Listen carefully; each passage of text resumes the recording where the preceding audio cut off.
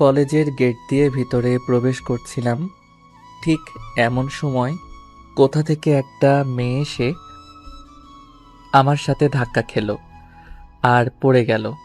উঠেই ঠাস ঠাস করে 2টা চড় দিল। আমি তো অবাক। ওই ছোট লোকের বাচ্চা, দেখে চলতে পারোস না? আমার কি দোষ? আপনিই তো ধাক্কা দিলেন। আর আপনি আমার মা বাবার নাম দিয়ে আর আপনি আমার মা বাবার নাম নিয়ে কথা বলবেন না। ঠাস ঠাস, তোর সাহস কি করে হয় আমার মুখে মুখে কথা বলার? কিছু বললাম না। মেয়েটা আরো কিছু কথা বলে চলে গেল। আমি এসব অপমান হজম করে ভিতরে গেলাম। চাইলে ওকে উচিত শিক্ষা দিতে পারতাম, কিন্তু তা করলে আমি যে কাজে এসেছি তা করতে প্রবলেম হবে। যাই হোক, আমার পরিচয় দেই। আমি জাহিদ, বাবা একজন বড় বিজনেসম্যান। তারপরও খ্যাত সেজে কলেজে আসার কারণ আছে, তা গল্পের সাথে থাকলে জানতে পারবেন। যে মেয়েটার সাথে ঝগড়া হয়েছে সে দেখতে কিন্তু সেই, তবে অহংকারী বোঝাই যায়। যাই হোক, এখন গল্পে আসি। এরপর কলেজে প্রবেশ করলাম। দেখি কলেজে র্যাগিং চলতেছে। সোজা ক্লাসের দিকে যাব, এমন সময় কেউ ডাক দিল।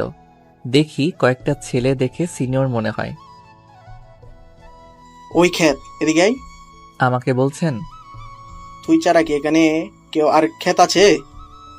রাগ উঠলেও কিছু বললাম না। জি ভাইয়া বলুন। তুই কি এই কলেজে নতুন? জি ভাইয়া, আজকেই নতুন আসছি।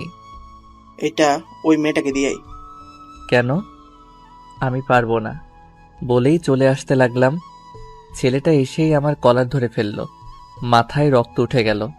তারপরও শান্ত গলায় বললাম, কলার ছাড়েন। ছাড়বো না, কি করবি? এখন কিছুই করব না, সময় হলেই দেখতে পাবেন। কলার ছাড়িয়ে চলে আসলাম ক্লাসে। আমাকে র্যাগিং করতে আসছে। আমার আসল পরিচয় জানলে পায়ের নিচে পড়ে থাকবে। ক্লাসে আসার কিছুক্ষণ পর স্যার আসলো। গুড মর্নিং স্টুডেন্ট, কেমন আছো সবাই? ভালো আছি স্যার, আপনি কেমন আছেন? ভালো। এই ছেলে, তুমি কে? এই ক্লাসে কি করো? স্যার, আমি এই ক্লাসে নতুন ভর্তি হয়েছি। ও, তাহলে এসব কি পড়ে আসছো? দেখতে তো ফকিরের মতো লাগছে। হঠাৎ করে একটা মেয়ে বলল, পুরাই খ্যাত স্যার, এসব ছোট লোককে কারা জানি ভর্তি করায়। কলেজের মান সম্মান বলে কিছু থাকলো না। ঠিক বলেছ নীলা। এই বস। তার মানে মেয়েটার নাম নীলা। বাহ, নামটাও তো সুন্দর, কিন্তু ব্যবহার এরকম কেন? এরপর ক্লাস শেষ করে বাহির হওয়ার সময় মেয়েটা মানে নীলা খ্যাত ছোট লোক বলে অপমান করে গেল। কিছু বললাম না, যে কাজে এসেছি তা সফল করতে হবে, এসব নিয়ে মাথা ঘামালে চলবে না। এরপর ফ্ল্যাটে এসে খেয়ে একজনের সাথে কিছু কাজের কথা বললাম। কি কাজ তা পরে জানবেন। এরপর বাড়িতে ফোন দিলাম। হ্যালো আম্মু, কেমন আছো? ভালো আছি। তুই কেমন আছিস বাবা? আমি আলহামদুলিল্লাহ ভালো আছি। আব্বু, মাইশা, জিসান কেমন আছে? তারা সবাই অনেক ভালো আছে।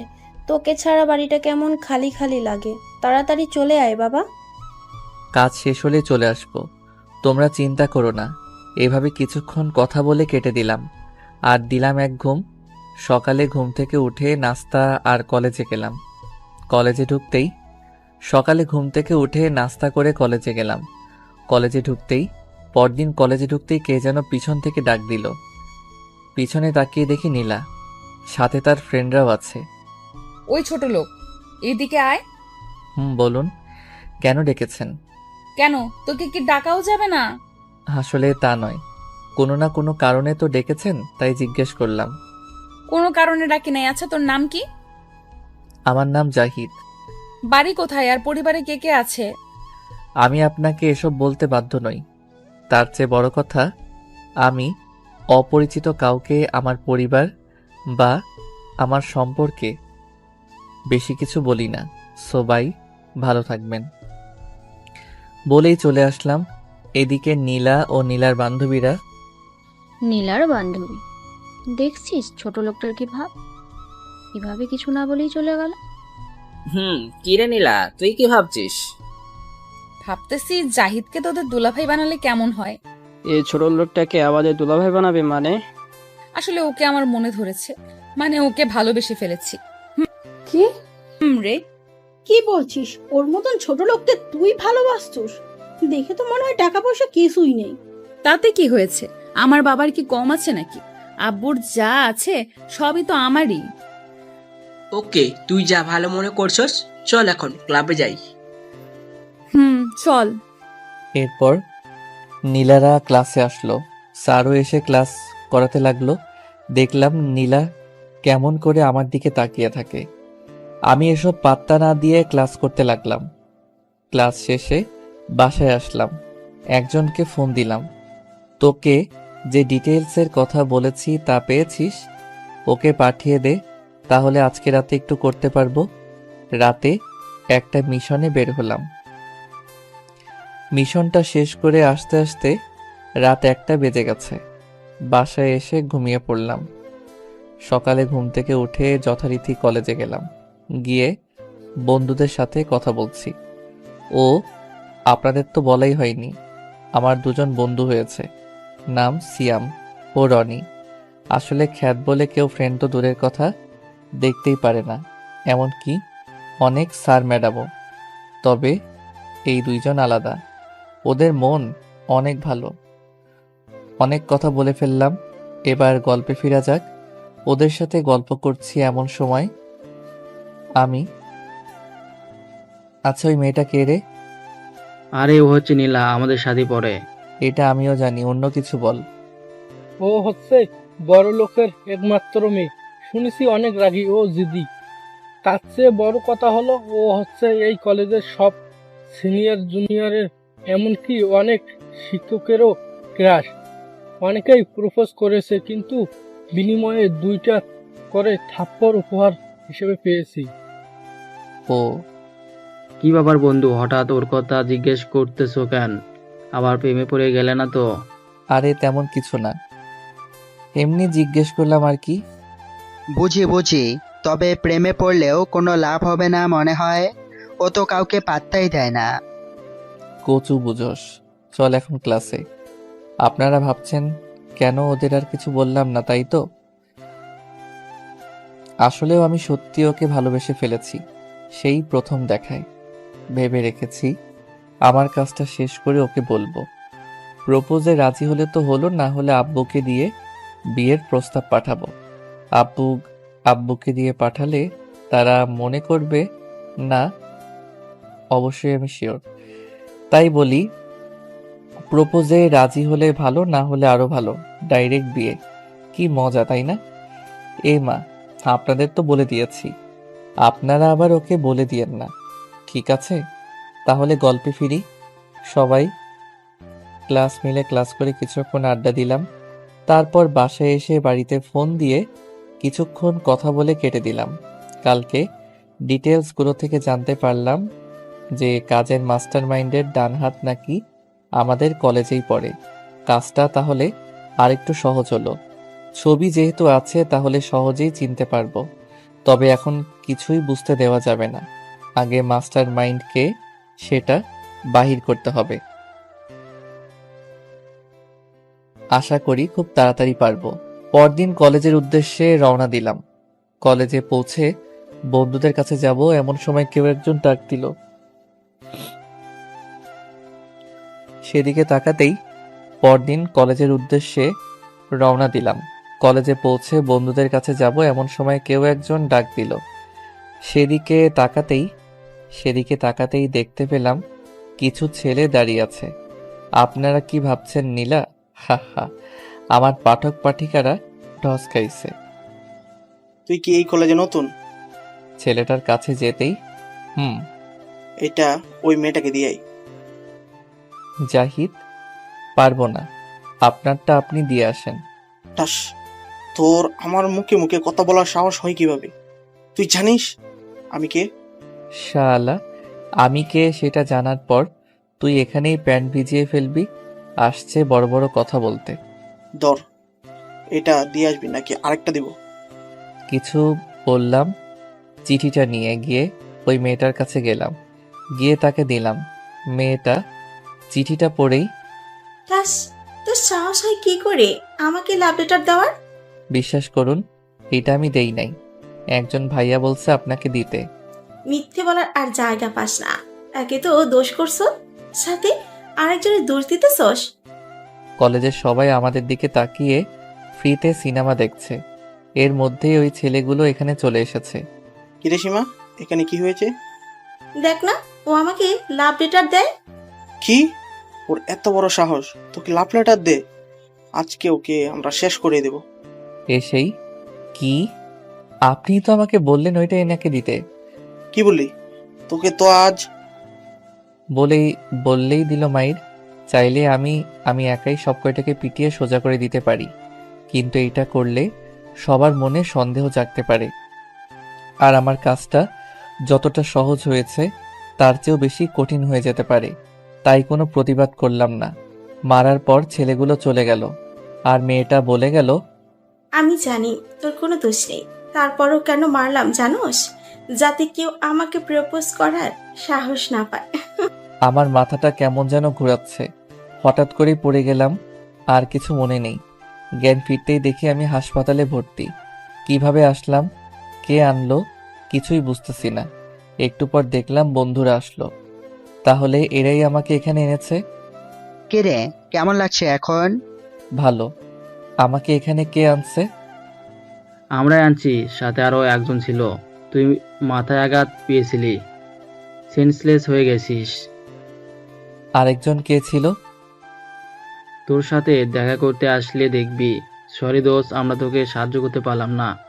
আমরা জানি তুই কিছু করস ন, শুধু শুধু তোকে মারছে। আরে ওটা কোনো ব্যাপার না। আচ্ছা, ছেলেগুলোকে একটু বলবি? আসল ছেলেটার নাম রকি, এখানকার একজন বড় নেতা ছেলে, তাই কেউ কিছু বলতে পারে না। অনেকেই বিনা দোষে মারছে। ও, আর ওই মেয়েটা হচ্ছে সীমা, বাবা এখানকার এমপি, কলেজের সবচেয়ে অহংকারী মেয়ে, রাকিব ফ্রেন্ড। আমার মনে হয় ওরা ইচ্ছে করে এসব করেছে। ও তাই নাকি? ওদের সব কয়টাকে তো আমি দেখেই নিব। কি দেখে নিবি? ওদের সাথে লাগতে যাবি না, ওরা অনেক ভয়ঙ্কর। হা হা, তোরা জানিস না ওরা আমার কাছে চুনোপুটি মাত্র। কি বলছো এসব? পরেই দেখতে পাবি। এখন এসব বাদ দে। ওরা আরো কিছুক্ষণ কথা বলে বাহিরে গেল ডাক্তারের সাথে কথা বলতে।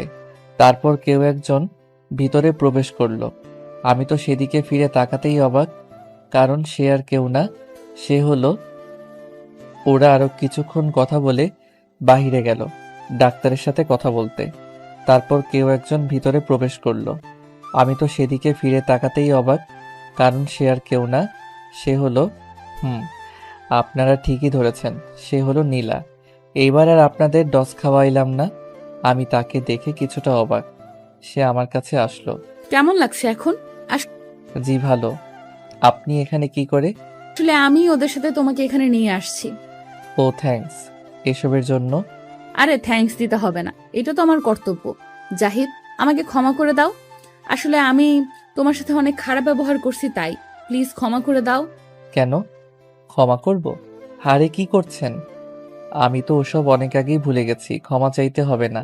সত্যি তুমি আমাকে ক্ষমা করে দিয়েছো? আরে বাবা সত্যি। এভাবে ওর সাথে কিছুক্ষণ কথা বলে ওকে বাড়িতে পাঠিয়ে দিলাম। ও এখন যাইতে চাইছিল না, জোর করে পাঠালাম। তারপর হাসপাতাল থেকে বাড়িতে আসলাম। 5 দিন পর কলেজে গেলাম।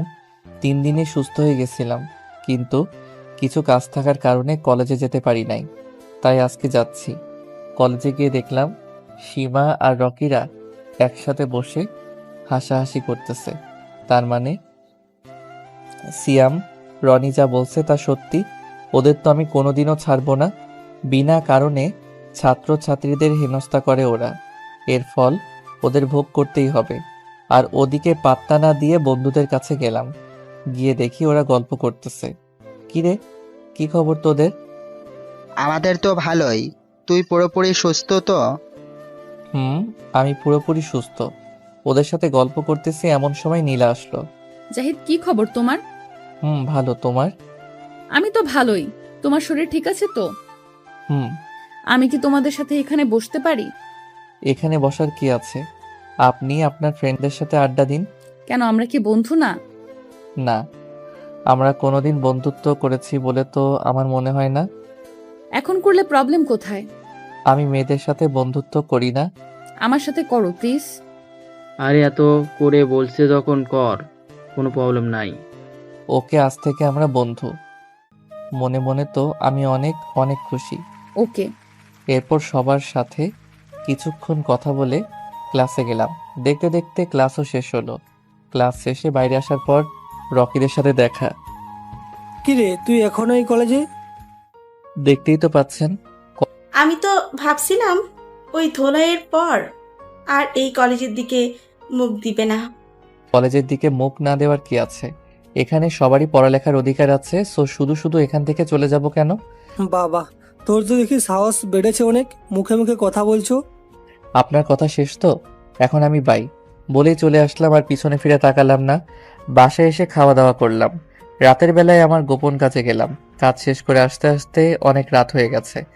পরদিন কলেজ গেট দিয়ে তাড়াহুড়ো করে ঢোকার সময় কারোর সাথে ধাক্কা খেলাম। ফলস্বরূপ সে মাটিতে পড়ে গেল। আমি তার দিকে তাকাতেই অবাক, এটা তো সীমা। আল্লাহই জানে আজকে আবার কি করে। অপমান তো করবো, এটা শিওর। এসব ভাবতেছি ঠিক তখনই গালে কিছু ব্যথা অনুভব করলাম। তাকিয়ে দেখি সীমা আমার দিকে অগ্নি দৃষ্টিতে তাকিয়ে আছে, যেন গিলে ফেলবে। ওই ছোট লোক তোর সাহস কি করে হয় আমাকে ধাক্কা দেওয়ার? আসলে সরি, আমি তাড়াতাড়ি করতে গিয়ে দেখতে পাইনি, তাই ধাক্কাটা লেগে গেছে। তোর সরি ধুয়ে তুই পানি খা। দেখুন, আমি সরি বলছি, আমি বলেই চলে আসতে লাগলাম। তখন সীমা বলল, কি রে, তোকে সীমা থাপ্পড় মারলো কেন? আমাকে দেখে নিবে। আমি তার দিকে তাকিয়ে একটা মুচকি হাসি দিয়ে চলে আসলাম। আসতেই নীলার সাথে দেখা। কি রে, তোকে সীমা থাপ্পড় মারলো কেন? আমি বলেই চলে আসতে লাগলাম। তখন সীমা বলল, আমাকে দেখে নিবে। আমি তার দিকে তাকিয়ে একটা মুচকি হাসি দিয়ে চলে আসলাম। আসতেই নীলার সাথে দেখা। আরে আসার সময় ধাক্কা লেগে গেছে। সরি বললাম, তারপরও শুনলো না। তুই কিছু বললি না যে? এখন বলবো না, সময় হলেই বলবো। মানে? এত মানে বুঝে কাজ নেই, চলো ক্লাসে যাব, এমনিতেই লেট হয়ে গেছে। ওকে। তারপর ক্লাসে গেলাম। দেখতে পেলাম হারামি দুইটা বসে রয়েছে। আমি যেতেই, তোর আজকে এত দেরি কেন? আরে ধুর আর বলিস না, এমনিতেই আজ দেরি হয়ে গেছিল।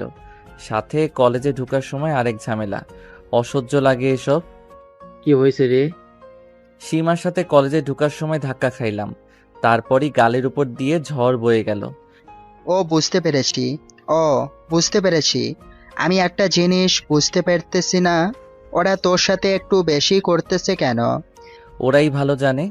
আচ্ছা বাদ দে এসব, স্যার আসছে, ক্লাস কর। ক্লাস করে বাইরে আসতেই নীলার ডাক। জাহিদ। বল, কি বলবি? এখন কি বাসায় চলে যাবি? কেন রে? আসলে আমার না ভালো লাগছে না এখন বাসায় যেতে। চল না একটু ঘুরে আসি। আরে ঘুরতে যাবি তা আমার সাথে কেন? তোর বান্ধবীদের সাথে যা। আরে চল না প্লিজ, তোর সাথে যেতে মন চাইতেছে, চল না। আচ্ছা চল। আসলে আমারও মন চাইতেছে ঘুরতে যেতে, কিন্তু সময় পাই না। আজকে যখন পেলাম তখন আর না করলাম না। আবার প্রিয় মানুষটির সাথে বলে কথা, এই সুযোগটা তো আর মিস করতে পারি না। এরপর নীলার সাথে কলেজের বাহিরে আসলাম। কিভাবে যাবি? একটা রিক্সা ডাক, রিক্সায় যাব। একটা রিক্সাতে দুজন? প্রবলেম কোথায়? আসলে আগে কোনো মেয়ের সাথে রিক্সায় উঠিনি তো, তাই। ওই বেশি কথা না বলে রিক্সা ডাক। তারপর রিক্সা ডেকে দুজনে রিক্সায় উঠলাম। আমার কেমন জানি অস্বস্তি লাগছে। আগে কখনো কারোর সাথে রিক্সায় উঠিনি তো, তাই মনে হয়, তাই একটু চেপে বসছি। এই ওইদিকে চেপে বসত কেন? পড়ে যাবি তো। না, আমি ঠিক আছি, কিছু হবে না। কচু ঠিক আছো, এদিকে আয়। বলেই হাত ধরে এক টানে ওর কাছে নিয়ে গেল। ওর সাথে টাচ লাগাতে গায়ের মধ্যে দিয়ে যেন 1000 ভোল্টের কারেন্ট বইতে লাগলো। আবার কেমন জানি ভালো লাগা কাজ করলো, হয়তোবা কাছের মানুষটির ছোঁয়া লাগার কারণেই। আমি কোনো কথা না বলে চুপ করে আছি। এমন সময় নীলা বলল, কি হলো, কোনো কথা বলস না কেন? কি বলবো? কোনো কথা বলস না কেন? কি বলবো? কোনো কথা নাই বুঝি? কোনো কথাই তো খুঁজে পাচ্ছি না। আচ্ছা জাহিদ, আমাকে তোর কেমন লাগে? কি বলবো? কেমন লাগবে? ফ্রেন্ড হিসেবে ভালোই। প্রথমে যখন তোকে প্রথমে যখন তোকে দেখছিলাম তখন ভেবেছিলাম তুই অনেক অহংকারী। পরে তোর সাথে মিশার পর বুঝতে পারলাম তোর মনটা অনেক ভালো।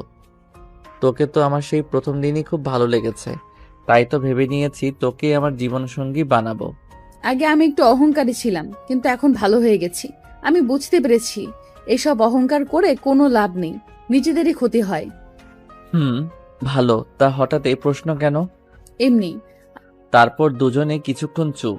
হঠাৎ নীলা বলল, আচ্ছা তুই কি কাউকে ভালোবাসিস বা পছন্দ করিস? সত্যি বলতে আমি একজনকে খুব ভালোবাসি, কিন্তু এখনো তাকে সেইটা বলি নাই। সময় হলে বলবো। এইটা শোনার পর নীলার হাসি মুখটা কেমন জানি কালো হয়ে গেল। ও আচ্ছা, তার পরিচয়টা কি জানতে পারি? ও সময় হলেই জানতে পারবি। আর কোনো কথা হলো না। আমরা চলে আসলাম একটা পার্কে। তারপর রিকশার ভাড়া মিটিয়ে দিয়ে পার্কে ঢুকলাম। সেখানে দুজনে অনেকক্ষণ ঘোরাঘুরি করালাম। পাশাপাশি আরো কিছু জায়গায় গেলাম, ফুচকা খেলাম, রেস্টুরেন্টে গিয়ে লাঞ্চ করলাম দুজনে। নীলার মনটা খারাপ ছিল কিছুটা, অনেক ঘোরাঘুরি করলাম দুজনে। বলতে গেলে দিনটা আমার কাছে স্বপ্নের মতো কাটছে। প্রিয় মানুষটার সাথে ঘুরতে কার না ভালো লাগে, আমারও লাগছে। ঘোরাঘুরি শেষে নীলাকে বিদায় দিয়ে বাসায় আসলাম। আস্তে আস্তে সন্ধ্যা হয়ে গেছে, তাই সেদিন রাতে আর খেলাম না। অনেক ক্লান্ত ছিলাম, তাই ঘুমিয়ে পড়লাম। সকালে বলতে গেলে দিনটা আমার কাছে স্বপ্নের মতো কাটছে। প্রিয় মানুষটার সাথে ঘুরতে কার না ভালো লাগে, আমারও লাগছে। ঘোরাঘুরি শেষে নীলাকে বিদায় দিয়ে বাসায় আসলাম। আস্তে আস্তে সন্ধ্যা হয়ে গেছে, তাই সেদিন রাতে আর খেলাম না। অনেক ক্লান্ত ছিলাম, তাই ঘুমিয়ে পড়লাম। সকালে কলেজে গেলাম। যাওয়ার পর বন্ধুদের কাছে যাইতেছি, এমন সময় কলেজের কয়েকজন বড় ভাই সামনে আসলো। তুই তো এই কলেজে নতুন, তাই না? কেন, কিছু বলবেন নাকি? না, তোর নীলার সাথে এত কথা কিসের? সেটা কি আপনাকে বলতে হবে নাকি? তুই আর নীলার সাথে কথা বলবি না। আমি আপনার কথা শুনবো কেন? কারণ আমি নীলাকে পছন্দ করি। হাহা, তাই? তা নীলা কি আপনাকে পছন্দ করে? সেটা তোকে জানতে হবে না। তাহলে আমিও তো আপনার কথা শুনবো না। So bye. ওই দাঁড়া, আবার কি বলবেন? তুই আমার কথা শুনবি কিনা বল। বললাম না আমি আপনার কথা শুনতে বাধ্য নই। কি বললি তুই? এমন সময় সেখানে নীলার আগমন। কিরে জাহিদ, তুই এখানে দাঁড়িয়ে এইসব ছেঁচড়ার সাথে কি করস? তা ভাই, আপনারা কি সত্যিই ছেঁচড়া? ওরা সবাই চুপ করে রইল। এমন সময়, ওই জাহিদ চল ক্লাসে যাই। চলো। আসি ভাইয়ারা, ভালো থাকবেন বলে ওদের চোখ টিপ দিয়ে মুচকি হেসে চলে গেলাম। তারপর আমরা ক্লাস করে যথারীতি বাসায় চলে গেলাম। এইভাবেই কেটে গেল এক সপ্তাহ। কলেজ, বন্ধুদের সাথে আড্ডা, নীলার সাথে ঘুরে বেড়ানো, পার্কে যাওয়া, রিকশায় চড়া, লাঞ্চ করা ইত্যাদির মাধ্যমে ভালোই কাটলো এই 7টা দিন। এখন নীলাকে আরো বেশি ভালোবেসে ফেলেছি। আমার মনে হয় নীলাও আমাকে ভালোবাসে, কারণ সে আমাকে অনেক কেয়ার করে, যত্ন নেয়। আর হ্যাঁ, এখানে আমি যে কাজে এসেছি সেইটাও প্রায় শেষের দিকে। এই কাজের মাস্টার মাইন্ডকে সেটাও আমি জানতে পেরে গেছি। আর কিছু কাজ রয়েছে, তারপরে তাদের মুখোশ সবার সামনে খুলে ফেলবো। যাই হোক, গল্পে আসি। বসে বসে ফেসবুকে বন্ধুদের সাথে চ্যাট করছি, এমন সময় নীলার ফোন। কিরে, কি করস? এই তো একটু ফেসবুকে ঢুকলাম। তুই কি করস? আমি শুয়ে আছি। তা খাওয়া দাওয়া করেছিস? তুই? আমিও করেছি। আরো কিছুক্ষণ কথা বলে কেটে দিলাম। তারপর দিলাম এক ঘুমে রাত কাবার। সকালে কলেজে গেলাম, গিয়ে বন্ধুদের সাথে আড্ডা দিয়ে ক্লাসে গেলাম। ক্লাস করে নীলাকে বিদায় দিয়ে তাড়াতাড়ি কলেজের বাহিরে যেতে লাগলাম। তাড়াতাড়ি যাওয়ার কারণ হলো খুব আর্জেন্ট একটা কাজ আছে। একজন লোক ফোন দিয়েছিল, তাড়াহুড়ো করে বেরোতে যাব। এমন সময় কারোর সাথে ধাক্কা খেলাম। তাকিয়ে দেখি একটা মেয়ে। আপনি যেই হন না কেন তাতে আমার কিছু আসে যায় না। ধাক্কা দেওয়ার জন্য সরি। আরে আমি সরি বলছি তো, আসলে আমার আর্জেন্ট কাজ আছে, তাই তাড়াতাড়ি করতে গিয়ে ধাক্কা লেগে গেছে। এখন আমাকে যেতে দিন প্লিজ। ঠাস ঠাস। ওই সেমরি, তোকে বলছি না আমার জরুরি কাজ আছে, তারপরে এমন করছিস কেন? আর ধাক্কা দেওয়ার জন্য সরি বললাম তো, বলেই চলে আসতে লাগলাম। আসলে কাজটা বেশি জরুরি, তাই দেরি হয়ে যাওয়ার কারণে মাথা গরম হয়ে গেছে, তাই থাপ্পড় মেরে দিছি। আসার সময় মেয়েটা বলল আমাকে দেখে নিবে, আমি তার কথায় পাত্তা না দিয়ে চলে আসলাম। বাহিরে এসে তাড়াতাড়ি কাজটা শেষ করলাম, যদিও একটু লেট হয়ে গিয়েছিল ওই মেয়েটার কারণে। কাজ শেষ করে বাসায় চলে গেলাম, গিয়ে খাওয়া দাওয়া করলাম, বাড়িতে ফোন দিয়ে কথা বললাম। এরপর নীলা ফোন দিল। কি করস? এই তো তোর সাথে কথা বলি, তুই? আমিও তোর সাথে কথা বলি। তো খাওয়া দাওয়া করছত? মাত্র করলাম, তুই করছত? আমি আরো আগেই করছি। আচ্ছা, আজকে কলেজে একটা মেয়ে দেখলাম তোকে থাপ্পড় মারলো, কেন মারছে? এই রে, এই মেয়ে আবার কখন ওইটা দেখে ফেললো? আরে ওইটা কোনো ব্যাপার না, আসলে ওর সাথে ধাক্কা লাগছিল, তাই আরো কিছুক্ষণ কথা বলে কেটে দিলাম। তারপর ভাবতে লাগলাম কলেজের কথা। মেয়েটাকে থাপ্পড় মারা উচিত হয় নাই, ধাক্কাটা তো আমিই দিছিলাম। কি করব, আমার দেরি হয়ে যেতেছিল, তাই থাপ্পড় মেরে দিছি। থাক, কালকে গিয়ে আবার সরি বলে দিব। এখন ঘুম পাচ্ছে, ঘুম যাই। দিলাম এক ঘুম। পরদিন আরো কিছুক্ষণ কথা বলে কেটে দিলাম। তারপর ভাবতে লাগলাম কলেজের কথা। মেয়েটাকে থাপ্পড় মারা উচিত হয়নি, ধাক্কাটা তো আমি দিছিলাম। কি করব, আমার দেরি হয়ে যেতেছিল, তাই থাপ্পড় মেরে দিছি। থাক, কালকে গিয়ে আবার সরি বলে দিব। এখন ঘুম পাচ্ছে, ঘুম যাই। দিলাম এক ঘুম। পরদিন কলেজে গেলাম, গিয়ে দেখি সিয়াম আর রনি আড্ডা দিতেছে, আমিও গেলাম। হ্যালো গাইস, কি খবর তোমাদের? ভালোই, তোর? ভালো। এরপর ওদের সাথে আরো কিছুক্ষণ কথা বলার পর নীলার সাথে দেখা করতে গেলাম। গিয়ে দেখলাম নীলা তার বান্ধবীদের সাথে আড্ডা দিতেছে। সেখানে একটু অবাক হলাম, কারণ সেখানে কালকের ওই মেয়েটাও আছে। মেয়েটার দিকে তাকাতেই দেখি মেয়েটা আমার দিকে রাগী দৃষ্টিতে তাকিয়ে আছে। নীলা। ও জাহিদ, তুমি দাঁড়াও, আমি আসতেছি। নীলা ওর বান্ধবীদের বলল তোরা থাক, আমি যাই, এই বলে আমার কাছে আসলো। এরপর নীলার সাথে একটু কলেজ মাঠে ঘুরলাম। তারপর নীলাকে বললাম, আচ্ছা নীলা, আজকে তোমাদের সাথে একটা নতুন মেয়ে এসেছে দেখলাম, ওইটাকে? ও হচ্ছে রিয়া, এই কলেজের প্রিন্সিপালের মেয়ে। ও তাই তো বললি, এত দেমাক কিসের? কি করেছে ও? আরে না, তেমন কিছু না। এই, তুই আবার ওর প্রেমে টেমে পড়ে গেলি না তো? পড়লে প্রবলেম কোথায়? কি বললি কুত্তা, তোকে আজ আমি মেরেই ফেলবো। এ মা, এ তো পুরাই রেগে ফায়ার হয়ে আছেন। ওইটা তো বলা ভুল করলাম। আরে ছাড় ছাড়, কি করছিস? সবাই দেখছে তো। নীলা এবার একটু শান্ত হলো। তুই যে বললি তুই ওর প্রেমে পড়ে গেছিস। আরে তুই কাঁদছিস কেন? আমি তো জাস্ট মজা করলাম। এমনি এইসব বিষয় নিয়ে কেউ মজা করে? আমি তো সত্যিই ভাবছিলাম। হয়েছে, চল এখন ক্লাসে যাই। চল। এরপর দুজনে ক্লাসে গেলাম, দুজনে ক্লাস করলাম। আমি হাফ টাইমের সময় বাহিরে হাঁটছিলাম, এমন সময় রিয়া সামনে এলো। ওই ছোট লোক, তুই কালকে আমাকে মারছিলি, মনে আছে? কিন্তু ওইটার জন্য দুঃখিত। কালকে আমার অনেক তাড়া ছিল, কিন্তু উনি আমাকে দেরি করে দিচ্ছিলেন, তাই রাগ উঠে গেছিল, তাই থাপ্পড় মারছি। আর আমি তো আপনাকে ইচ্ছে করে ধাক্কা দেই নাই। আমি তো ওসব শুনতে চাইনি। আমার গায়ে হাত তোলার শাস্তি তো তোকে পেতেই হবে। কি করবেন? আমার জুতোটা মুছে দে। হোয়াট? জুতোটা মুছে দে, নইলে টিসি দিয়ে কলেজ থেকে বের করে দেব। তারপরও দিব না। তুই আমার মুখের ওপর কথা বলিস? দে জুতোটা মুছে। আমি পারবো না। তুই পারবি না মানে? তোর বাপও পারবে। ঠাস ঠাস, আমাকে যা বলার বলছত। আমার বাবা মায়ের নাম নিয়ে কিছু বলবি না, যা এখান থেকে। তোকে আমি ছাড়বো না। বলেই চলে গেল, জানি না কি করবে। আমি ভাবতেছি কোন জায়গায় আসলাম। এক একটা মেয়ের অহংকারে পা মাটিতেই পড়ে না। আমি আসি আটকে, বিপদ এতদিন ছিল সীমা, এখন আসছে রিয়া। কি যে করি ভাবতে ভাবতে দেখি নীলা আমার সামনে আসলো। কিরে, এখানে দাঁড়িয়ে কি ভাবতেছিস? কিছু না, চলো। এর মাঝে একজন এসে বলল আমাকে নাকি প্রিন্সিপাল ডাকছে। বুঝতে বাকি রইল না রিয়া কিছু বলছে। আমি তাকে আসছি বলে প্রিন্সিপালের রুমের দিকে যেতে লাগলাম। নীলা বলল আমিও যাব তোর সঙ্গে। আমি মানা করলাম, তারপর আমার সাথে গেল। রুমে প্রবেশ করতে দেখলাম রিয়া বসে আছে। রিয়া কান্না করছে, গালে দাগ লেগে আছে। আমার একটু একটু ভয় করছে, কি করব বুঝতে পারছি না। ভয়ে ভয়ে প্রিন্সিপালের সামনে গেলাম। জাহিদ, তুমি রিয়াকে অপমান করেছো কেন? আবার তাকে থাপ্পড় মেরেছ? আমি কালকে তাড়াতাড়ি যাওয়ার সময় ওর সাথে ধাক্কা লাগে, সরি বলার পরও অপমান করে। তাই থাপ্পড় মারছি। আজকে অপমান করছে, থাপ্পড় মারছে তাই আমিও মারছি।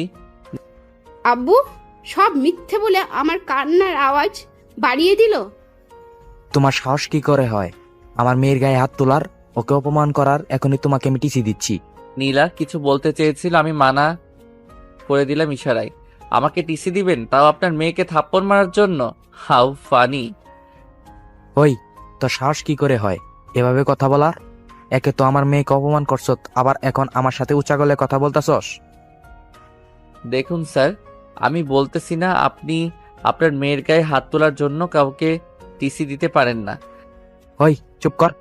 তোকে কি তোর বাবা মা শিক্ষা দেয় নাই, নাকি তোর বাবা মা নির্লজ্জের মতো এসব শিক্ষা দিছে? তোর বাবা মা মনে হয় তোর মতো চোদ। আর কিছু বলার আগে আমি তার কলার চেপে ধরে দাঁড় করিয়ে দিলাম। আসলে আমার মা বাবার সম্পর্কে কেউ কিছু বললে আমার মাথা ঠিক থাকে না, কাউকে সহজে ছাড় দেই না, হোক সে বড় আর ছোট। তাই এসব বলা মাথায় রক্ত উঠে গেছে, কোনো কিছু না করেও অপমানিত হচ্ছি। তোর সাহস কি করে হয় আমার মা বাবাকে নিয়ে কথা বলার? তাদের সম্পর্কে আর একটা বাজে কথা বললে এখানে মেরে পুঁতে ফেলবো, কেউ কিচ্ছু করতে পারবে না। আমার সম্পর্কে যাই বলছত, কিন্তু মা বাবার সম্পর্কে কিছু বলবি না। কোনো কিছু সম্পূর্ণ না শুনে বিচার করার মানে কি? তোর মেয়ে কি না কি বলছে তা দেখে কাউকে টিসি দিবি? মামার বাড়ির আবদার নাকি? রাগের মাথায় তুই করে সব বলে ফেললাম। আর তোকে বলছিলাম আমি ইচ্ছা করে ধাক্কা দেই নাই। তারপরও বিষয়টা এতদূর নেওয়ার মানে কি? আপনাদের কাছে কি অন্যদের মানুষ মনে হয় না? সবার সাথে ভালো ব্যবহার করতে শিখুন। একবার ভেবে দেখেন তো, আপনারা যদি ওদের জায়গায় থাকতেন। বলেই বাইরে চলে আসলাম। রাগে আমার মাথা ফেটে যাওয়ার অবস্থা। এরা নিজেদের কি মনে করে? আমার পিছন পিছন নীলাও আসলো।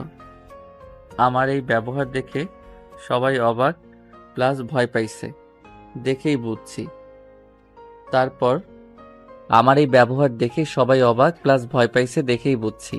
তারপর আমি বাইরে চলে আসার পর দেখি নীলা আমার দিকে অবাক দৃষ্টিতে তাকিয়ে আছে। এই নীলা, কি হলো? এইভাবে তাকিয়ে আছো কেন? ওইভাবে তাকিয়ে আছো কেন? চুপ করে তাকিয়ে আছে। তুমি কি সত্যি সেই জাহিদ যাকে অনেক অপমান করার পরও কিছু বলে নাই? কেন, সন্দেহ লাগছে নাকি? সেটা তো অবশ্যই। এত অপমান সহ্য করা ছেলেটা প্রিন্সিপালের সামনে এমন হলো কিভাবে? সেখানে তো উল্টো ভয় পাওয়ার কথা। কিন্তু আমার বাবা মা নিয়ে কথা বললে আমি কাউকে ছাড় দেই না। ও, তোর বাবা মাকে? তাদের পরিচয় কি? কোথায় থাকে? সময় হলেই জানতে পারবি, এখন আমি যাই। এই বলে আমি ওখান থেকে চলে আসলাম। আর নীলা মনে মনে ভাবতেছে এই জাহিদকে, কি তার পরিচয়? যখনই ওকে ওর বাবা মা পরিবার বা কিছু জিজ্ঞেস করলে এড়িয়ে যায়। কোনো না কোনো রহস্য তো অবশ্যই আছে। এদিকে প্রিন্সিপাল স্যার ও রিয়া এখনো ঘোরের মধ্যে আছে। প্রিন্সিপাল স্যার ভাবতেছে কে এই ছেলে, আমার সাথে এইভাবে কথা বলার সাহস তো কোনো ছাত্রের হবে না। এই ছেলের নিশ্চয়ই অন্য কোনো পরিচয় আছে। রিয়া ভাবতেছে এই ছেলেটা কে, আব্বুর সাথে এইভাবে কথা বলল। আর ও তো ঠিকই বলেছে, আমি তো ওর সাথে প্রথমে খারাপ ব্যবহার করছি, ওর বাবা মা নিয়ে কথা বলছি, তাই ও আমাকে থাপ্পড় মারছে। ওর সাথে এসব করা আমার একদম ঠিক হয় নাই। কালকেই ওর কাছে সরি বলতে হবে। আর এদিকে আমি বাড়িতে এসে খাবার খেয়ে দিলাম এক ঘুম। এভাবেই কেটে গেল দিনটা। পরদিন কলেজে গিয়ে আড্ডা দিতেছি, এমন সময় রিয়া ডাক দিল। জাহিদ, কি হয়েছে? তুমি আমাকে ডাকছো কেন? একটু আসবে? তোমার সাথে আমার কথা আছে। পারবো না, বলতে হলে এখানে বলেন। প্লিজ একটু আসো। কেন আবার? তোমার আব্রুর কাছে বলবে নাকি অন্য কোনো ধান্দা? তেমন কিছু না, প্লিজ একটু আসো। কোনো খারাপ ব্যবহার করব না। ওকে। তারপর আমি ওদের কাছে বলে রিয়ার কাছে গেলাম। সরি। কেন? এতদিন তোমার সাথে মিসবিহেভ করার জন্য। আসলে তুমি থাপ্পড় মেরেছো, তাই আমার রাগ উঠে গেছিল। It's okay. আর কিছু বলার থাকলে তাড়াতাড়ি বলেন, না হলে আমি যাই। আমরা তো একসাথে পড়ি, তাহলে আজ থেকে আমরা ফ্রেন্ড। সরি। কেন? কারণ আমি মেয়েদের সাথে বন্ধুত্ব করি না। শুধু আমার সাথে করো প্লিজ। তাছাড়া তুমি তো নীলার সাথেও বন্ধুত্ব করেছিলে। নীলার সাথে বন্ধুত্ব করার অন্য একটা কারণ আছে। কি কারণ? সেইটা এখন বলা যাবে না।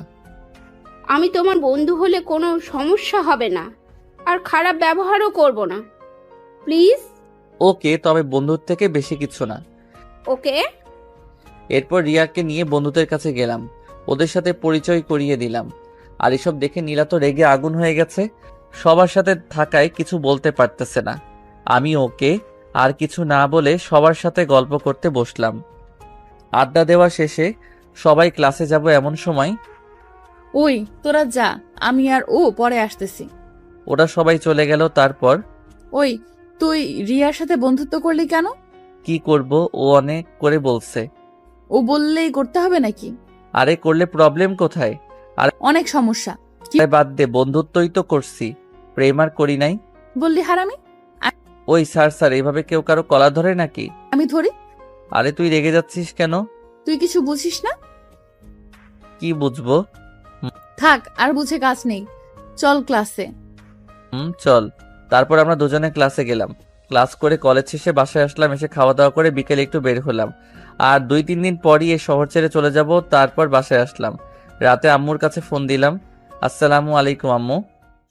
ওয়ালাইকুম আসসালাম। কেমন আছিস তুই? আম্মু আমি ভালো আছি, তুমি? আমিও ভালো আছি। বাড়ির সবাই কেমন আছে? সবাই আলহামদুলিল্লাহ ভালো আছে। তোকে ছাড়া বাড়িটা কেমন খালি খালি লাগে। চিন্তা করো না, আমি আসতেছি। তা কবে আসবি বাবা? পরশু আসতে পারি, আমার কাজ প্রায় শেষ। তা বৌমাকে এখন নিয়ে আসবি নাকি? না আম্মু, আমি বাড়ি আসার পর তোমাদের বলছি। আরো কিছুক্ষণ কথা বলে শুয়ে পড়লাম। সকালে ঘুম থেকে উঠে রেডি হয়ে কলেজে গেলাম। তারপর আরো কিছুক্ষণ কথা বলে শুয়ে পড়লাম। সকালে ঘুম থেকে উঠে রেডি হয়ে কলেজে গেলাম। তারপর দিন কলেজে গেলাম। আজকেই আমার আসল কাজ। কলেজে গিয়ে দেখি রকি ও তার বন্ধুরা একটা মেয়ের সাথে বাজে আচরণ করছে। কেউ কিছু বলছে না। আমি তো ভাবছি, বাহ, ভালোই সুযোগ পেলাম, আজকেই এর ফয়সালা করব। রকির সাথে দেখলাম সীমাও আছে। আমি মনে মনে ভাবছি, সে একটা মেয়ে হয়ে অন্য মেয়ের সাথে বাজে আচরণ করার সঙ্গ দিচ্ছে। হায় রে মানুষ, তারা যখনই মেয়েটার ওড়না ধরতে যাবে তখনই আমি হাতটা ধরে ফেলি। আমাকে দেখে তো ওরা পুরাই রেগে রয়েছে।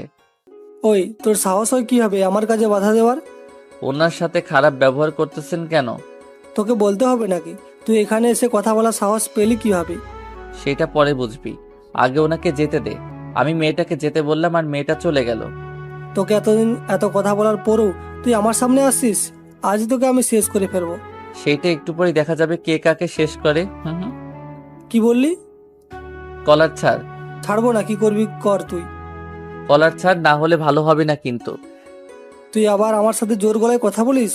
শেষবারের মতো বলছি, কলার ছাড়। ছাড়বো না, তুই কি করবি? আমি ওর পেট বরাবর দিলাম এক ঘুষি। ও একটু দূরে গিয়ে পড়লো। এতক্ষণে কলেজের সবাই, এমনকি টিচাররাও মাঠে চলে এসেছে। সবাই দাঁড়িয়ে দাঁড়িয়ে এসব দেখছে আর অবাকও হচ্ছে, কারণ রকির গায়ে হাত তোলার সাহস এই কলেজের কারো নাই। রকি আমার দিকে রাগী দৃষ্টিতে তাকিয়ে আছে, আর আমি তার দিকে তাকিয়ে একটা মুচকি হাসি দিলাম। তারপর তার বন্ধুরা আমাকে মারতে আসছিল। আরে আরে তোরা করছিস? ওরা সবাই থেমে যায়। তোরা আমাকে পরে মারতে আসিস, তার আগে আমি তোদের সাথে হিসাব নিকাশ করি, কারণ তোদের সাথে আমার কিছু হিসাব নিকাশ আছে। আমি রকির কাছে গেলাম, গিয়ে ওর মুখটা উপর দিকে উঠিয়ে মুখ বরাবর কয়েকটা ঘুষি দিলাম। এতে তার নাক বেয়ে রক্ত পড়তে লাগলো। তখন ওই তুই আমার গায়ে হাত তোলার সাহস পেয়েছিস কিভাবে? এই সাহস আমার অনেক আগে থেকেই আছে। ওই তুই আমার গায়ে হাত তোলার সাহস পেয়েছিস কিভাবে? আমার বাবা জানতে পারলে তোকে পুলিশে দিবে। সারা জীবনও জেল থেকে ছাড়া পাবি না, সারা জীবন জেলে বসে মশা মারবি। ও তাই? চিন্তা করিস না, একটু সবাই এখানেই আসবে। আচ্ছা এখন বল, তোদের বসের নাম কি? কিসের বস? কে বস? হা হা, মনে পড়ছে না? কিসের একটু পরে বুঝতে পারবি। আগে একটা কাজ করি। এই বলে আমার বন্দুকটা বের করে রকি ও তার বন্ধুদের পায়ে একটা করে গুলি করে দিলাম। সব কয়টা বসে রয়েছে। এর মধ্যেই সীমা অনেকটা দূরে গিয়ে দাঁড়িয়ে রয়েছে, আর সকালে আমার দিকে অবাক দৃষ্টিতে তাকিয়ে রয়েছে। বিশেষ করে নীলা ও আমার বন্ধুরা কেউ ভয়ে কিছু বলতে পারতেছে না। কিরে অবাক হচ্ছিস কেন? তোদের পায়ে গুলি করলাম, ওরা শুধু আমার দিকে তাকিয়ে আছে। কুত্তার বাচ্চা, আজকে তোকে কেউ বাঁচাতে পারবে না। তুই আমার পায়ে গুলি করেছিস, তুই জানিস না আমি কে। কুল মিস্টার রকি, কুল। শুধু আপনার পরিচয় না, আপনার পুরো গোষ্ঠীর বায়োডাটা আছে আমার কাছে। আর আপনাকে গুলি করেছি কেন, যেন আপনি পালাতে না পারেন। আমার আবার এসব দৌড়ঝাঁপ ভালো লাগে না, তাই আগেই ব্যবস্থা করে রাখলাম। এদিকে গুলি খেয়ে ওদের অবস্থা কাহিল। ওরা সহ সবাই ভাবতেছে ছেলেটার কাছে বন্দুক আসলো কোথা থেকে। কি রে, অবাক হচ্ছিস আমার কাছে বন্দুক আসলো কোথা থেকে? সব কয়টা শুধু তাকিয়ে আছে, কিছু বলছে না। আরে সব জানতে পারবি, কিন্তু আফসোস সেটা জানার পর আর কেউ বেঁচে থাকবি না। তারপর রকির কাছে গেলাম। কিরে, বলবি তোদের বসকে? না, বলে ফেল, তোরা কেউ বাঁচবি না। আমাদের মেরে ফেললেও বলবো না। ওকে, তাহলে আমি বলি। তাদের লিডার এখানকার কমিশনার, ওর কথাতেই তোরা ড্রাগ সাপ্লাই দিস, এম আই রাইট? রকি তো পুরাই অবাক আর ভাবতেছে কেউ কি করে এসব জানে। তখন দেখলাম কলেজে 4-5টা গাড়ি, সাথে পুলিশের গাড়ি প্রবেশ করেছে। বুঝতে বাকি রইল না কারা আসছে। এরা আর কেউ না, এরা হলো। তখন দেখলাম কলেজে 4-5টা গাড়ির সাথে পুলিশের গাড়ি প্রবেশ করেছে। বুঝতে বাকি রইল না কারা আসছে। এরা আর কেউ না, এরা হলো রকির আব্বু আর পুলিশ।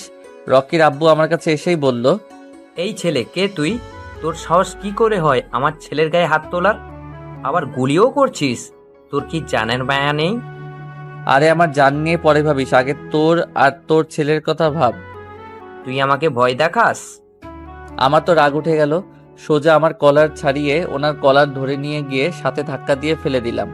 পুলিশরা সহ সবাই অবাক, একটা ছেলে কিভাবে সাহস পায় এত বড় নেতার কলার ধরার। তুই আমার কলার ধরে অনেক বড় ভুল করেছিস। তখন কয়েকজন পুলিশ আমাকে ধরতে আসলো। তুই জানিস কার গায়ে হাত তুলেছিস? জেলে নিয়ে গিয়ে এমন উত্তম মাধ্যম দিব না, নিজের নাম পর্যন্ত ভুলে যাবি। আমি একটা মুচকি হাসি দিলাম। তখনই সবাই দেখলো 4টা হেলিকপ্টার ও নিচে দিয়ে 5টা গাড়ি এসেছে। সবাই ভাবতেছে এখন আবার কে আসলো। আসলে এগুলি সবই আমার দলের। গাড়িতে করে এখানকার কমিশনারকে আনা হয়েছে, কারণ সেই হলো রকিদের বস। এরা এখানে ড্রাগসের ব্যবসা করে আর অনেক ধরনের খারাপ কাজ করে। এদের শেষ করার জন্যই আমার এখানে আসা। যদিও এটা আমার দলের যে কাউকে পাঠালেই শেষ করতে পারতো, কিন্তু আমার আরও একটা কাজ ছিল, সেইটা পরে জানতে পারবেন। এতদিন আমি এদের সকল আস্তানা ধ্বংস করছি, তাই আজকে কাজটা পুরোপুরি কমপ্লিট করে ফেলবো। তারপর হেলিকপ্টারগুলো মাঠে ল্যান্ড করলো, গাড়িগুলো থামলো আর আসল অপরাধীকে নামিয়ে আমার কাছে নিয়ে আসলো। হেলিকপ্টার থেকে কয়েকজন নামলো আর একজন এসে আমাকে আমার কোটটা পরিয়ে দিল। এরপর এসব গাড়ি থেকে 50 জনের মতো লোক নামলো, সবার হাতেই অস্ত্র। আমি এবার রকি আর কমিশনারের সামনে গেলাম। গিয়ে রকিকে বললাম, কিরে, তোর বসকে তো ধরে আনলাম, আমাকে কিছু করবি না? ওরা সকলে ভয় পেয়ে গেছে। তখন, ওই তুই আমাকে এনারে ধরে আনছস কেন? ওই তোরা একে গ্রেপ্তার করছস না কেন? ওরা গ্রেপ্তার করতে আসলে ওদের প্রাণটাও যাবে তো ওদের সাথে। আব্বু, তোমার এত ক্ষমতা, তুমি কিছু করতেছো না কেন? তখনই রকির আব্বুর মোবাইলে ফোন আসে। আরে শরীফ সাহেব, আপনি আপনার ফোনটাকে ধরুন, পরে আমাকে কি করবেন না হয়। ফোনে কথা বলার পর তার ফোনটা হাত থেকে পড়ে যায়। হা, কোথায় গেল আপনার ক্ষমতা? আপনার ছেলে সব ধরনের অপরাধ করার পরও আপনি তাকে কিছু করেননি। আপনার ক্ষমতার জোরে আপনার ছেলে অপরাধ করে যাচ্ছে, তাই আপনার এই ক্ষমতাটাই আমি কেড়ে নিলাম। ওনার মুখ দিয়ে আর কথা বেরোচ্ছে না। আর কমিশনার, তোকে বলছি, তোর কাজ হচ্ছে দেশকে রক্ষা করা, আর তুই কিনা দেশের মধ্যে অবৈধ জিনিসের ব্যবসা করিস। কে তুই? আমি তো আমার পরিচয় দিবই, তার আগে শোন, এই কয়দিনে তোর যত অবৈধ আস্তানা, তোর লোকজন সহ সব আমি ধ্বংস করেছি। তোদের ড্রাগসের ব্যবসা আমি এই কয়দিনে বন্ধ করেছি। আজকে তোদের শেষ করে দিব আমি। কে তুই? কি তোর পরিচয়? এসব কিভাবে জানোস? আমার পরিচয় জানার এত আগ্রহ? আচ্ছা শোন, তোরা টাইগার গ্রুপের নাম শুনেছিস? সবাই একসাথে তারা দেশ থেকে সব ধরনের খারাপ কাজ দূর করার জন্য কাজ করে। আর আমি হলাম সেই গ্যাংয়ের লিডার, টাইগার। এটা শোনার পর ওখানে যারা ছিল সবাই 2 কদম পিছিয়ে যায়। তারা যেন মৃত্যুকে চোখের সামনে দেখতে পাচ্ছে। এদিকে অপরাধীদের অবস্থা আরো ভয়াবহ। কিরে, আমার পরিচয় শুনেছিস? আর তোদের শেষ করার জন্যই আমার এখানে আসা। এবার তোদের উপরে যাওয়ার পালা। বলেই সব কয়টাকে উপরে পাঠিয়ে দিলাম। আর আমার লোকদের বললাম এদের লাশগুলো পরিষ্কার করতে। তারপর সকলকে উদ্দেশ্য করে বললাম, আপনারা কেউ ভয় পাবেন না, আমি অপরাধ ছাড়া কাউকে কিছুই করি না। আমার এই কলেজে আসার মূল উদ্দেশ্য ছিল এদের শেষ করা, তা আমি করেও ফেলছি। এখন আমি এখান থেকে চলে যাব। আর একটা কথা, আজকের এই ঘটনা যেন বাইরের কেউ না জানে, মাইন্ড ইট। বলেই সেখান থেকে হেলিকপ্টারে করে চলে আসলাম, কারোর সাথে কোনো কথা বললাম না। পরদিন কলেজে গেলাম, এটাই শেষ যাওয়া। গিয়ে হারামিদের কাছে গেলাম। আজকে কলেজের সবাই কেমন করে তাকাচ্ছে, কারণ একে তো কালকের ঘটনা, আবার আজকে আমার গেটআপ পুরো হিরোর মতো। ওদের কাছে গিয়ে দেখলাম সব কয়টা একসাথে আড্ডা দিতেছে। কি রে, কি করো তোমরা? ভাই আপনি এখানে? ওই কে রে, কার ভাই? আপনি আমাদের ভাই, কত বড় মানুষ আপনি। কোনো ভাইটাই নেই, আমি তোদের বন্ধু ছিলাম আর থাকবো। হয়েছে, তোকে কিন্তু আজকে হিরোদের মতো লাগছে।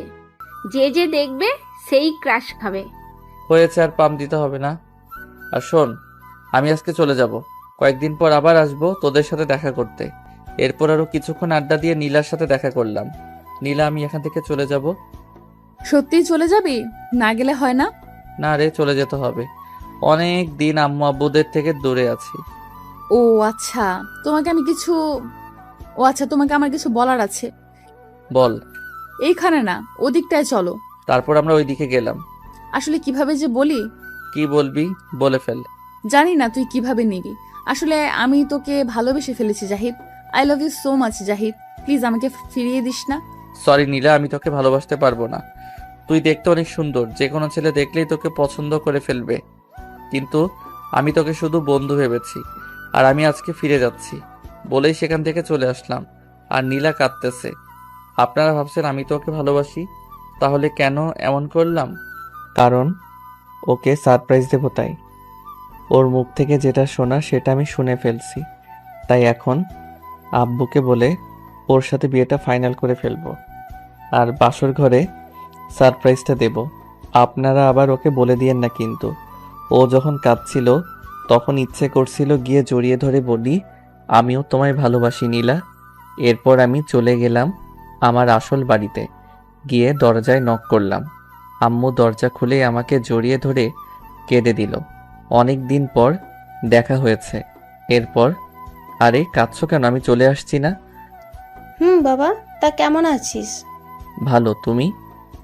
আমিও। তুই তো শুকিয়ে গেছিস। কি যে বলো না, আমি একদম ঠিক আছি। আব্বু আর মাইশা কই? আজকে ওরা কোথাও যায় নাই, ওদের রুমেই আছে। তারপর মাইশার রুমে গেলাম। পিছন থেকে ওর চোখ দুটো ধরলাম। এই কে? বলো তো কে? ভাইয়া তুই?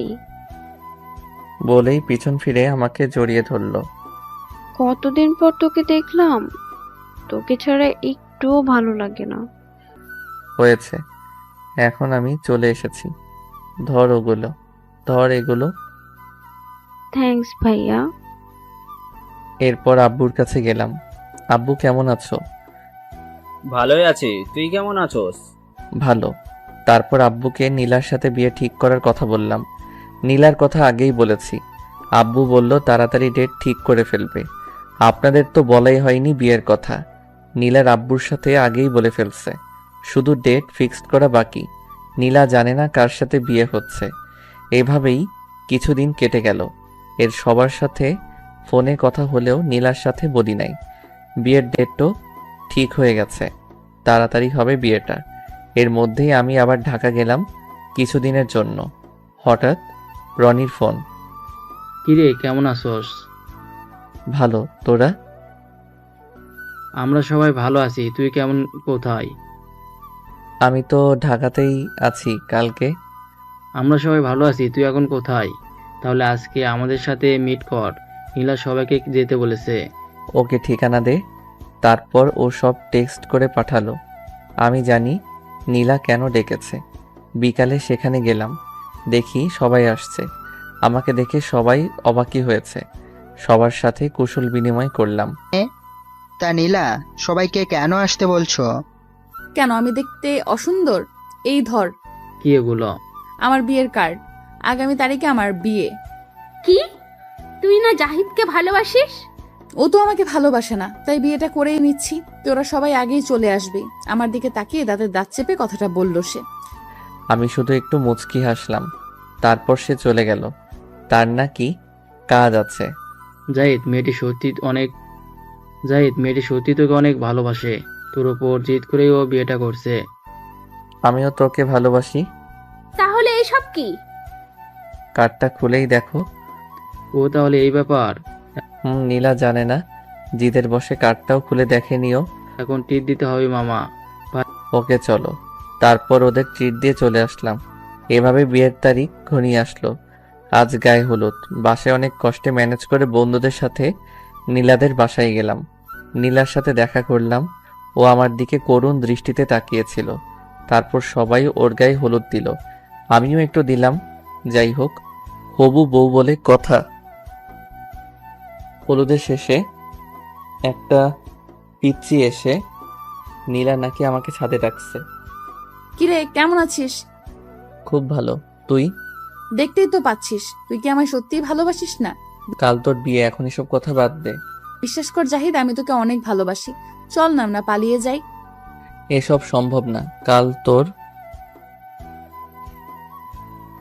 তোর বিয়ে, তুই বিয়ে করে নে। তোর জন্য ভালো কিছুই অপেক্ষা করছে। এই বলে চলে আসতে লাগলাম। আমি অনেক নিজেকে শেষ করে ফেলবো। তুই কি সত্যি আনাকে ভালোবাসিস? অনেক। তাহলে তুই নিজের কোনো ক্ষতি করবি না। এই তোর ভালোবাসার কসম। আর আমি কালকে তোর বিয়েতে আসতে পারবো না। আমার একটা কাজ আছে। বাই। এরপর দেখলাম নীলা কেঁদে দিয়েছে। অনেক খারাপ লাগছে। ইচ্ছে করছে ওকে গিয়ে জড়িয়ে ধরে সব বলে দেই, কিন্তু এখন করব আর মাত্র একদিন। কালকেই সব ঠিক হয়ে যাবে। তারপর সোজা বাসায় আসলাম। আমার গায়ে হলুদ হলো। পরদিন বিয়ের দিন। রেডি হয়ে বিয়ে সবাই মিলে নীলাদের বাড়িতে গেলাম। গেটের ঝামেলা মিটিয়ে বাড়িতে প্রবেশ করলাম। তারপর বিয়েটা সম্পূর্ণ হলো। সব আয়োজন এমনভাবে করছি যাতে নীলা বুঝতেই না পারে। ছাদে দাঁড়িয়ে আছি। জাহিদ, রুমে যাস না কেন? নীলা একা একা বসে আছে। তাই বিড়ালটা ভালোভাবে মারিস। দেখিস আবার, তোকে দেখার পরেও কিন্তু পুরো ফায়ার হয়ে থাকবে। পরে দেখা যাবে বিড়ালই ওকে মেরে বসে আছে। তারপর ওরা রুমের সামনে নিয়ে আসলো। ঢুকতে ভয় করছিল। জানি না আমাকে দেখার পর ও কি রকম রিয়্যাক্ট করবে। তারপর 100 গ্রাম সাহস নিয়ে রুমে ঢুকলাম। শুনেছি বাসর রাতে বউ নাকি স্বামীকে সালাম করে, কিন্তু আমার বউ তো করলো না। থাক, ওর সামনে যেতেই ওর একটা ছুরি বের করলো। দেখুন, আপনি আমাকে স্পর্শ করার চেষ্টা করবেন না। আমি একজনকে ভালোবাসি। শুধুমাত্র বাবার কথায় আর ওর উপর রাগ করে আপনাকে বিয়ে করেছি। আপনাকে আমি স্বামী হিসেবে মানতে পারবো না। বলতে বলতে কেঁদে দিল। মেয়েটা একটু বেশি ইমোশনাল, কিন্তু আমাকে যে স্বামী হিসেবে মানতেই হবে, না হলে জোর করে সব আদায় করব। জোর করলে ভালো হবে না কিন্তু। কি ভালো হবে না সোনা? বলেই ওর হাতটা ধরে টান দিয়ে বুকের মধ্যে নিয়ে আসলাম। ও মুখ তুলে আমার দিকে তাকাতেই অবাক। তুমি এখানে? আমি থাকবো না তো কে থাকবে বাবু? আমার স্বামী কোথায়? আমিই তো তোমার স্বামী। সারপ্রাইজটা কেমন লাগলো জান? খুব খারাপ। তুমি আমাকে অনেক কষ্ট দিয়েছো। তুমি আমার সাথে কথা বলবে না।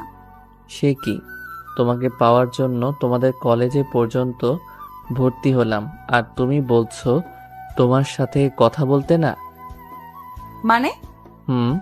তোমাকে একটা পার্টিতে দেখে আমার ভালো লাগে, তাই তোমাকে পাওয়ার জন্যই আমি তোমাদের কলেজে ভর্তি হয়েছিলাম। তাহলে আমাকে কষ্ট দিলে কেন? তোমাকে পরীক্ষা করলাম আমাকে সত্যিই ভালোবাসো কিনা। ও, চলো 2 রাকাত নফল নামাজ পড়ে আসি। তারপর নামাজ পড়লাম। জান একটু আদর করো না? একদম না ফাজিল। তুমি আমাকে অনেক কষ্ট দিয়েছো, তাই আজকে কি? একদম না ফাজিল, তুমি আমাকে অনেক কষ্ট দিয়েছো, তাই আজকে তুমি আমাকে টাচ করতে পারবে না। তা তো হবে না সোনা। বলে ওকে কোলে তুলে নিলাম। তারপর খাটে শুইয়ে দিলাম। তারপর ওর ঠোঁটের দিকে এগোতে লাগলাম। আমি দেওয়ার আগেই ওই আমার ঠোঁটের সাথে ওর ঠোঁট মিলিয়ে দিল। তারপর আর জানি না, কারণ আমি এখনো বিয়েই করি নাই। আপনারা জানতে চাইলে বিয়ে করে নেন। হা হা হা।